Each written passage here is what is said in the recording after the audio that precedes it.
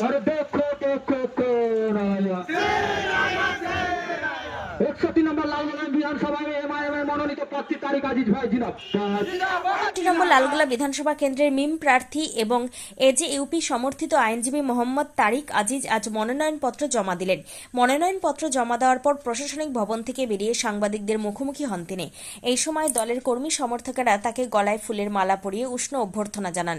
মনোনয়ন জমা দিতে আসার সময় থেকে এলাকায় কর্মীদের উচ্ছ্বাস এবং সমর্থকদের ভিড় ছিল চোখে পড়ার মতো।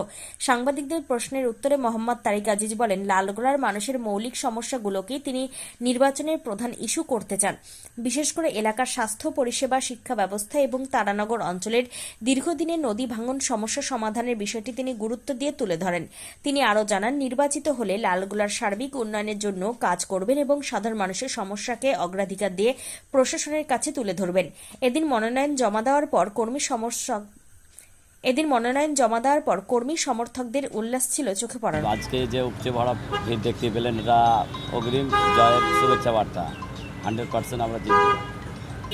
আপনি যদি লালগোলা বিধায়ক হয়ে জিতেন, তাহলে লালগোলা কোন কোন বিষয়ের উপর নজর রাখবেন?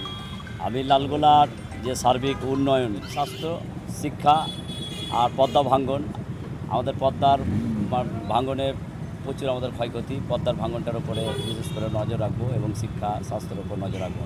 এবং লালগোলাবাসীকে কী বার্তা দিবেন? লালগোলাবাসীর কাছে একটাই অনুরোধ, আমাকে তারা যেন দুহাত ভরে আশীর্বাদ করেন, এটাই আমি তাদের লালগোলাবাসীর কাছে চাইছি।